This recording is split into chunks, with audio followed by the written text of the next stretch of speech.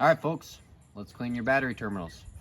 All you need is a ratchet or wrench, maybe a screwdriver depending on your terminals, a terminal brush, as well as battery cleaner and protector. Remember, removal of the battery starts with the negative terminal.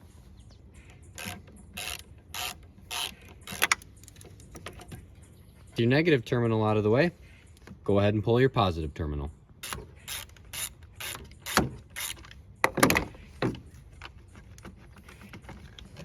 Go ahead and apply cleaner to both terminals,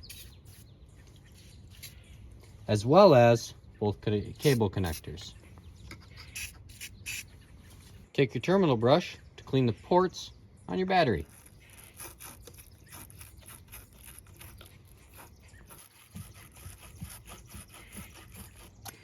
Open it up to expose the brush and clean your inner terminals out.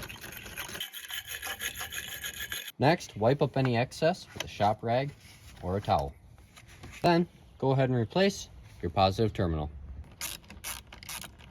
And then, replace your negative terminal. Lastly, apply terminal protector to both terminals.